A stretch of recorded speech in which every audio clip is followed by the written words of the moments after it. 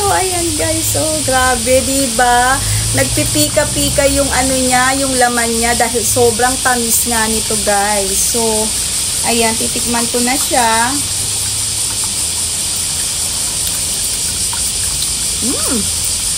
Grabe, perfect talaga guys. Ang tamis niya.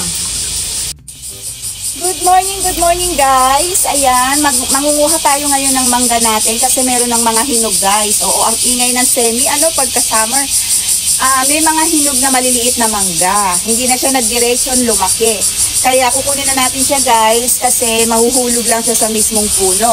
So rin kumuha na rin ako ng basket natin para paglagyan ng manggang hinog natin. Maliliit pa natin siyang alisin. So ayan. Kung makikita nyo dito, meron din ditong nakasupot. Yan.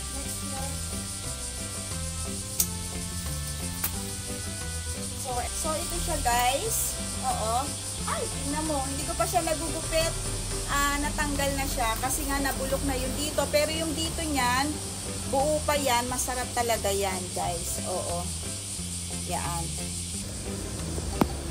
So ayan, kung makikita nyo, itong manggang pinagputulan ko kanina dito, meron pa siyang isa ditong mangga. Ayan, ang laki niya guys, oh. Isa natin, maaga rin siyang nagbunga, so nahulog lang din yung isa. Pero, meron siyang dalawa na pumalit. And then, ang lalaki na rin nila guys. Magkatabi rin sila, kaya iisip ko kung ano yung tatanggalin ko.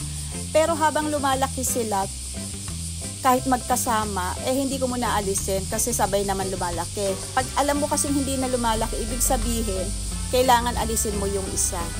Pero sa tingin ko, okay naman. Kaya dyan muna siya. So, ayan guys, ito na yung mga nakuha nating mangga.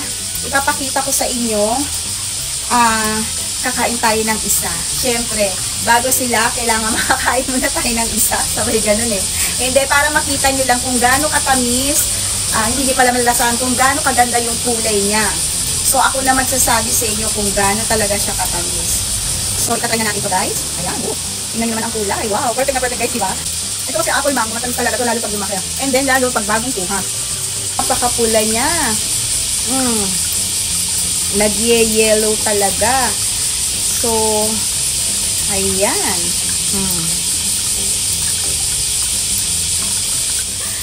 Wow, grabe.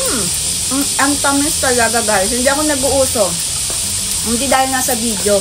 Talagang matamis. Kaya natutuwa talaga kami ni Papa kasi kahit maliit yung bunga niya, super tamis. So, ayun guys. Ito yung update natin for today para sa ating mangga. Kaya maging maganda po sana ang araw natin ngayon. Ayun lang po guys, maraming salamat. Maraming salamat po sa laging panonood nyo ng aking video. Ayan. Hanggang dito na lang po. Bye!